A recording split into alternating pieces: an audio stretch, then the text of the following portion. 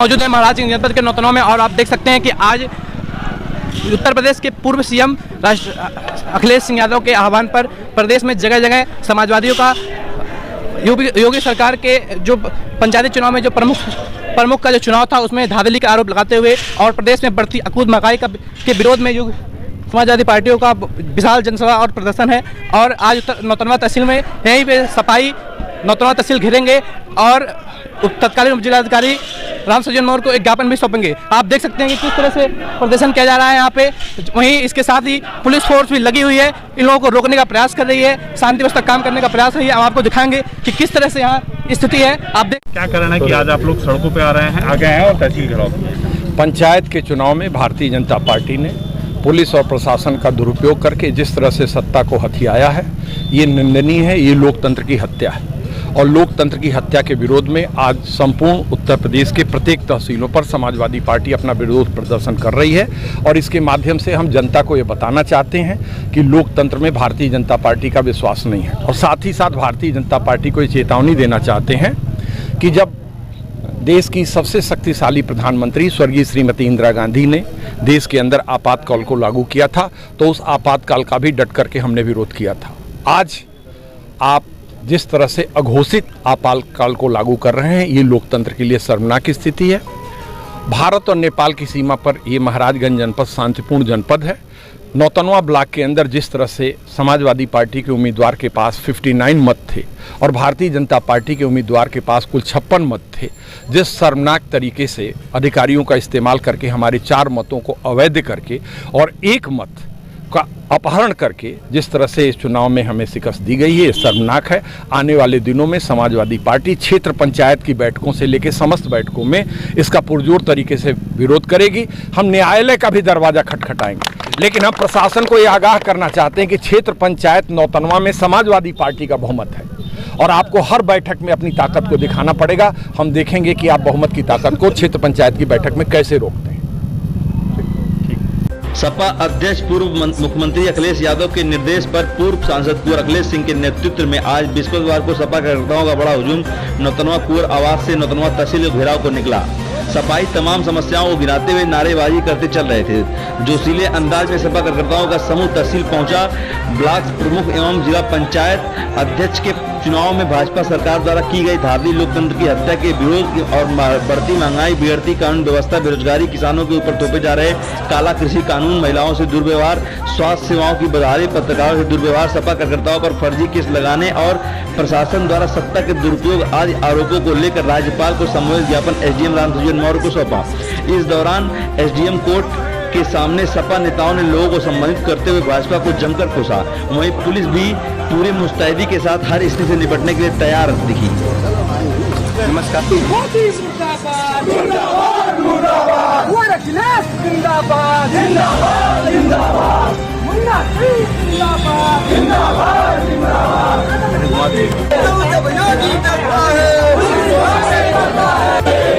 बदल दो, ताज बदल दो,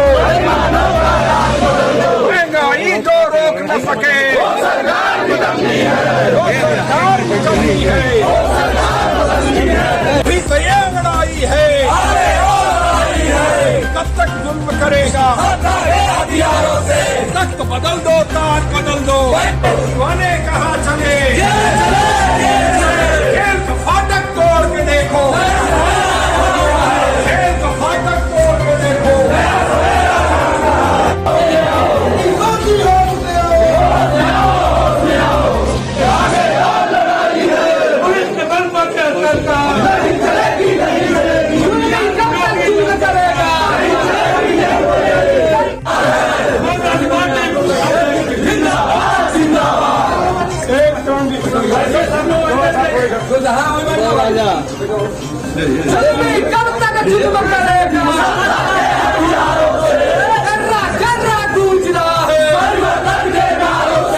साथियों, जिस तरह से ब्लॉक प्रमुख के चुनाव में सत्ता की अहंकारी भारतीय जनता पार्टी के लोगों ने लोकतंत्र की धज्जी उड़ाते हुए जिस तरह से तानाशाही का डंडा राज प्रशासन के बल पे और उत्तर प्रदेश में हुआ है, निश्चित तौर पर उत्तर प्रदेश के राजनीति के इतिहास में आज तक न कोई पार्टी न कोई सरकार इस पर अत्याचार करने का यहाँ तक जहाँ हमारी महिलाएं उम्मीदवार थी ब्लॉक प्रमुख अमरोहा से लेकर बिजनौर से लेकर बरेली तक उन महिलाओं के साथ बदसलूकी करते हुए ये तानाशाही के लोग मर्यादा की रेखा पार करके महिलाओं नारियों के तन से साड़ी खींचने का काम ये विश्व भारतीय जनता पार्टी के लोगों ने किया है और पुलिस प्रशासन के लोग दर्शक बनने का काम किया है।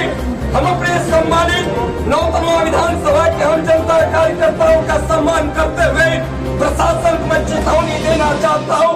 समाजवादी पार्टी के शीर्ष नेता पूर्व सांसद माननीय कुंवर अखिलेश सिंह के हमें चहेता के रूप में महाराज में नहीं गौरव मंडल में मंडली प्रचारक के रूप में कहा जाता है। नौतनवा ब्लॉक प्रमुखी चुनाव में सारियाम बेईमानी हुआ है, सारियाम बेईमानी हुआ है। ब्लॉक प्रमुख कभी वोट नहीं होता है। अब रानी राखी के जमाने से सबको जानकारी है कहीं भी प्रमुखी चुनाव में नीट बैलिट नहीं हुआ तक इतिहास में। राधा रमन चौधरी पूरी तरह से चुनाव जीत रहे थे, लेकिन भारतीय जनता पार्टी की साजिश में प्रशासन के लोगों ने कितने जुर्म करने का काम किया है। हमारे नेता इस न्याय को लेकर के न्यायालय तक जाने का काम करेंगे, हाई कोर्ट के दरवाजे तक जाएंगे। जय हिंद, जय भारत। आप सारे लोग मीडिया कर्मियों के माध्यम से, अखबारों के माध्यम से आप देख रहे हैं कि माननीय योगी जी की सरकार कैसी चल रही है। माननीय योगी जी कहना चाहिए कि माननीय योगी जी के जो भी कानून है वर्तमान में उसको भी देख लीजिए और पुरातन कानून व्यवस्था अभी जो 4 साल बीता है उसको भी आप देख लीजिए। अब कैदी आप जेल में अगर देख रहे हैं जा रहा है वहां सुरक्षित नहीं है। बजरंगी मार दिए गए, अंशु दीक्षित मार दिया गया, फिर कौन सुरक्षित है? यानी कि सड़क से जेल तक, सड़क से सदन तक कोई सुरक्षित नहीं है, ये कानून व्यवस्था है। दूसरी बात देखिए कि इस माननीय योगी जी और माननीय मोदी जी के समय में महंगाई चरम पर है। आप कड़ू का तेल देख लीजिए, पेट्रोलियम ऑयल देख लीजिए, 100 रुपए तक पहुंच गया है। पूरा कोरोना काल का लाभ, जितना लाभ या अधिकारियों ने प्रदेश के लिया है, खास तौर से आईएएस और आईपीएस संवर्ग के लोगों ने, मैं कहना चाहता हूं डंके की चोट पर जितनी लूट खसोट हुई है उतना न भूत और भविष्य न कभी पहले हुआ था न भविष्य में। आज कोरोना काल के नाते स्कूल 2 साल होने जा रहा है बंद है। प्राइमरी स्टेज से लेकर यूनिवर्सिटी तक शिक्षा व्यवस्था एकदम डगमगा गई। दूसरी तरफ अदालतें बंद हैं, चाहे जमीनी विवाद हो, पारिवारिक विवाद हो अथवा अन्य सिविलियन कोई भी विवाद हो, मुकदमों का अंबार है। करोड़ों सुप्रीम कोर्ट के माननीय जज साहब बोलते हैं, न्यायाधीश साहब इतने मुकदमे हो गए, हम क्या करें? तो इन परिस्थितियों में न्यायालय भी बंद है। राजू दुबे वर्तमान की जो मैं दशा कहना चाहता हूँ, सुनौली में माननीय योगी जी बधाई के पात्र इस संदर्भ में है कि मंदिरों को भी सुरक्षित नहीं रहने दिए। मंदिरों से निकले हैं, मंदिरों से साधु है, साधु से होकर संवैधानिक पद पर गए, लेकिन योग की कुर्सी छोड़ करके भोग की कुर्सी पर गए माननीय मुख्यमंत्री जी हुए। लेकिन आज मंदिरों की दशा क्या है? मंदिरों की दशा में मैं एक ही उदाहरण दिखलाना चाहता हूँ। यही पर सुनौली के पटवाल साहब भी मौजूद है।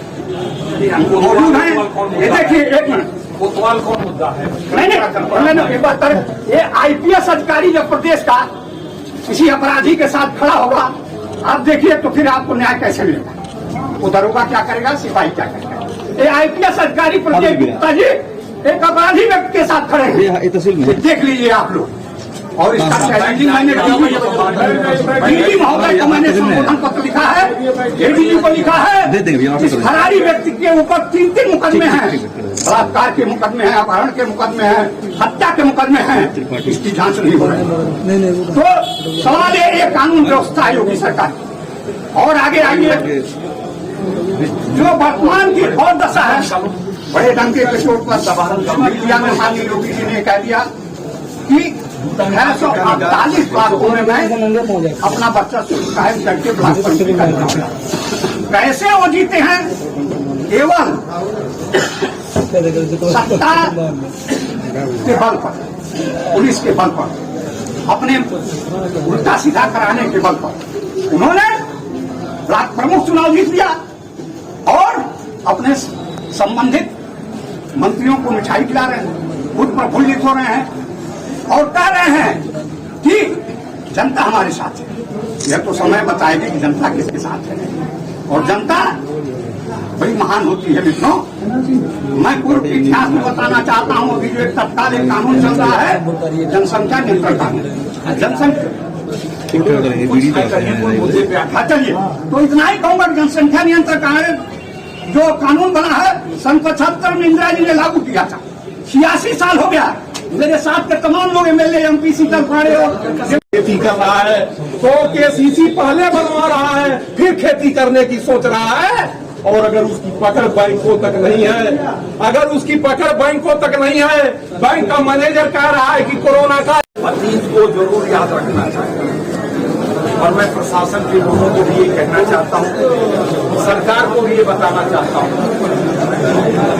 स्वर्गीय श्रीमती इंदिरा गांधी से ज्यादा ताकतवर इस देश में अभी तक कोई प्रधानमंत्री नहीं है और आगे भी होने की उम्मीद नहीं दिखाई देती, क्योंकि नरेंद्र मोदी जी आपने जो 75 वर्ष की सीमा तय किया है, किन लोगों के लिए, मुरली मनोहर जोशी जी के लिए, लाल आडवाणी जी के लिए, को आपने मंत्रिमंडल से हटाया है उन लोगों के लिए। तो आप भी अगर 75 साल तक प्रधानमंत्री की कुर्सी पर बैठते हैं तो इंदिरा गांधी जी ने जितने दिनों तक इस देश में राज किया उस रिकॉर्ड को आप तोड़ नहीं पाए। लंबी चौड़ी बात करने वाले प्रधानमंत्री जी, बड़ी ही विनम्रता के साथ कहना चाहता हूं कि 6.25 साल तक इस देश के अंदर आदरणीय अटल बिहारी वाजपेयी जी प्रधानमंत्री की कुर्सी पर थे और आज भी मैं दिल से उनकी इज्जत करता हूं। अटल बिहारी वाजपेयी से बड़ा नेता, बड़े दिल का नेता न तो भारतीय जनता पार्टी में है, न आगे होगा। 6.25 साल तक प्रधानमंत्री अटल बिहारी वाजपेयी जी ने राज किया और 7 साल से ऊपर आपको राज करते हो गया। 13.25 साल के अंदर आप पाकिस्तान का एक गांव भी नहीं ले पाए, लेकिन स्वर्गीय श्रीमती इंदिरा गांधी ने 1978 में पाकिस्तान के 2 टुकड़े कर दिए और जब तक शेख मुजीबुर रहमान को प्रधानमंत्री पद की शपथ नहीं दिला दिया तब तक भारतीय सेना को वापस नहीं बुलाया।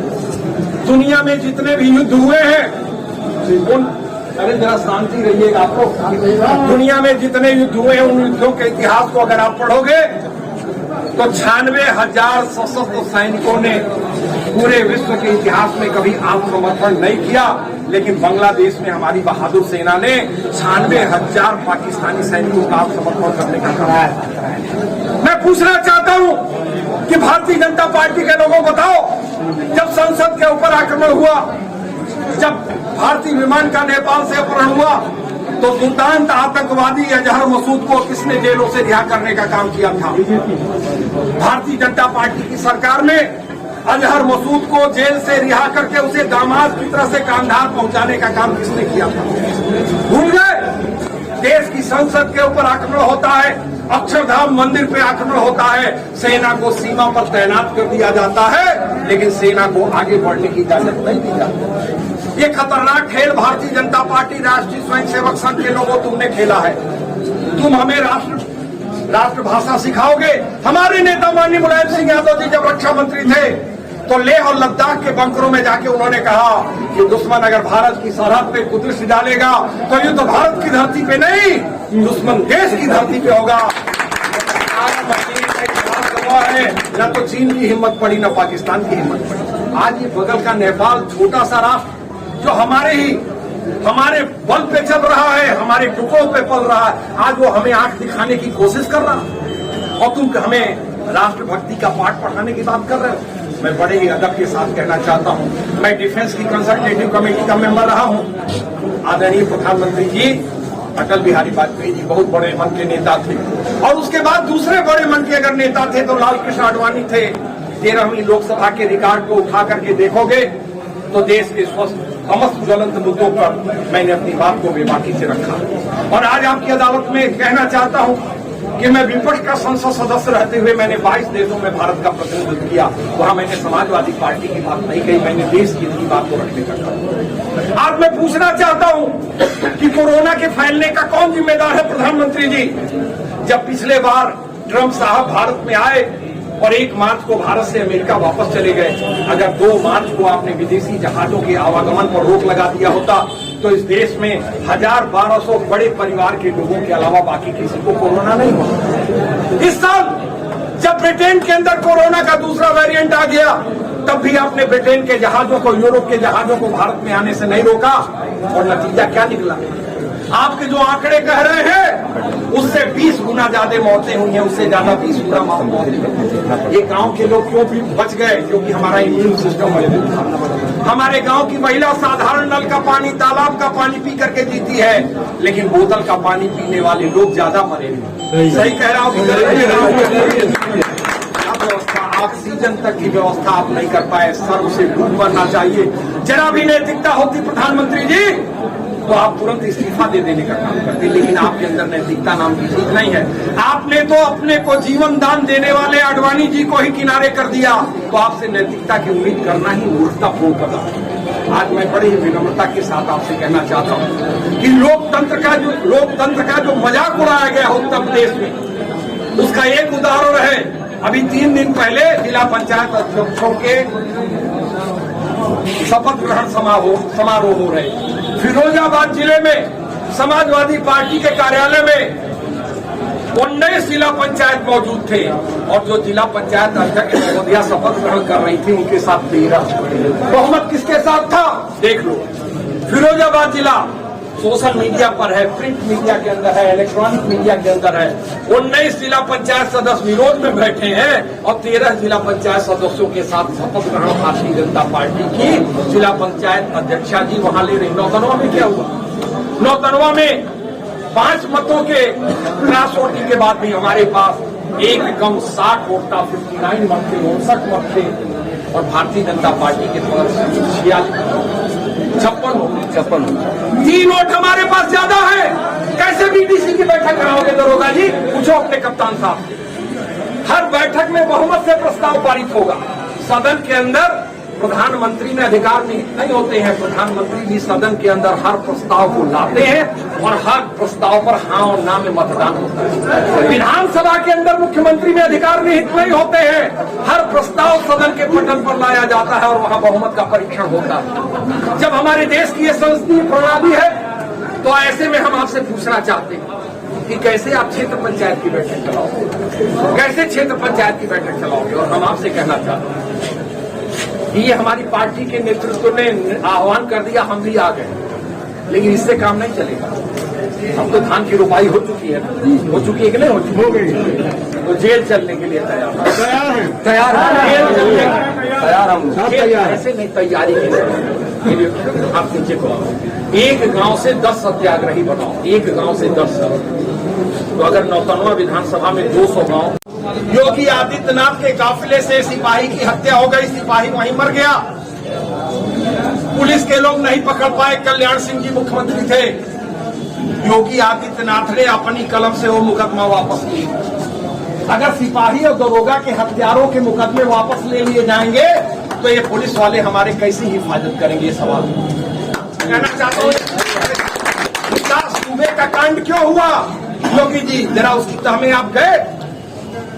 जब उस सीओ ने जरूरत से ज्यादा पैसा मांगना शुरू किया तो मरता क्या नहीं करता, और वो मैं उस घटना की निंदा करती हूँ, मैं उस घटना की निंदा करता हूँ, लेकिन विकास दुबे को आप जिंदा रखते और विकास दुबे का बयान कराते सीबीआई के सामने कि किन किन पुलिस वालों ने कब कब कितना पैसा लिया है, तब उस अपराध के साम्राज्य की परत खोली। लेकिन ये काम आपने नहीं किया। आज भारत और नेपाल की सीमा पर ये जो हमारा इलाका है शांत इलाका है, लेकिन भारतीय जनता पार्टी के लोगों आप इस इलाके को अशांत करने की कोशिश कर रहे हो। हाथ जोड़ करके प्रार्थना है, ये गंदा खेल मत खेलो। और सत्ता की लाठी कैसे सत्ता के लोगों पे बरसती है उसका एक उदाहरण दे रहा हूं, आप लोग सुनो।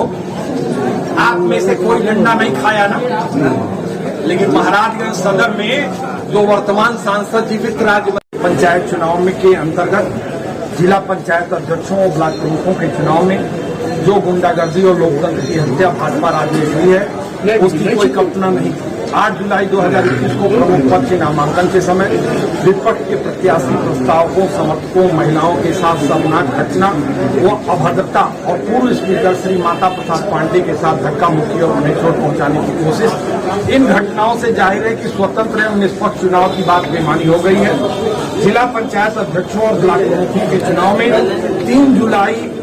10 जुलाई 2021 को सत्ता पक्ष के प्रत्याशियों को जिताने के लिए विपक्ष के साक्षर जिला पंचायत, क्षेत्र पंचायत सदस्यों के साथ जबरन हेल्पर वोट लगाकर वोट डलवाए गए, जिसमें जिला प्रशासन के अधिकारियों की भी भूमिका रही।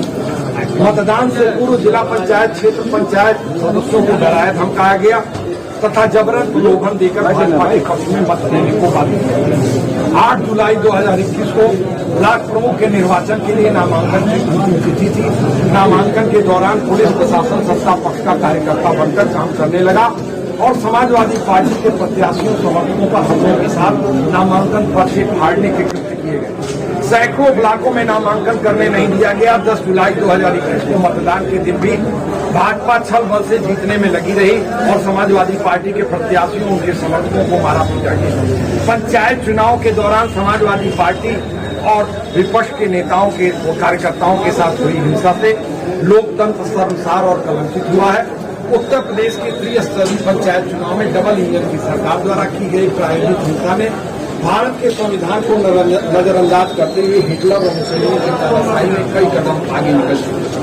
समाजवादी पार्टी ने राज्य निर्वाचन आयोग को प्रारंभ से हुई सत्ता पक्ष द्वारा पंचायती चुनाव को प्रभावित कर अपने पक्ष में करने की कोशिशों के बारे में लगातार सूचित करते हुए आगाह किया गया था, पर चुनाव आयोग द्वारा कोई कार्रवाई नहीं हुई।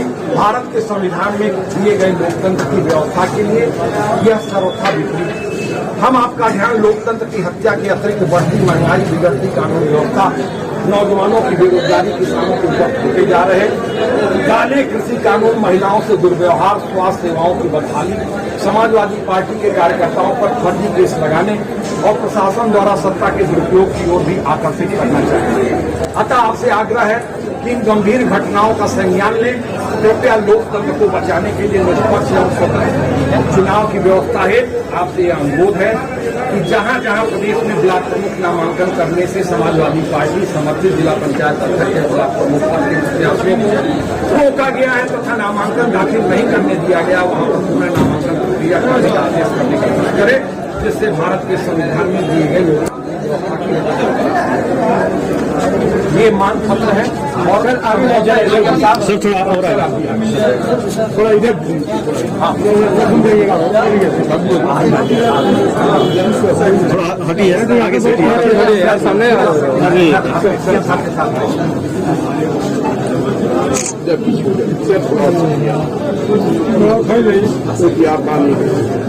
ये चश्मा फोड़ देंगे का।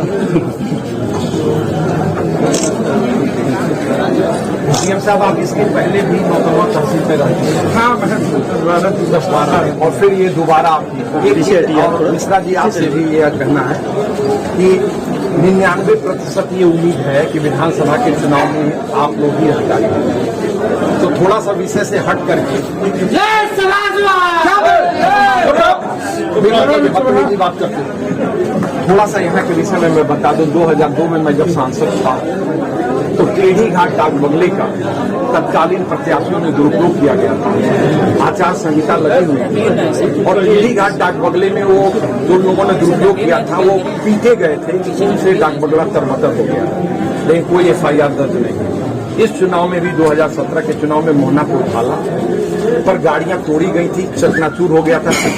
तो यहाँ पर एक आदत है कि पैसा बांट करके मतदान को प्रभावित कर रहे हैं। तो अभी विधानसभा चुनाव के 8 महीना पहले हम आप लोगों को आगाह कर रहे हैं कि जिस दिन चुनाव प्रचार बंद हो जाए उसके बाद किसी को भी सड़क पर वाहन चलने की अनुमति नहीं दी जाए। ये पहले से आप देख रहे हैं DBS न्यूज।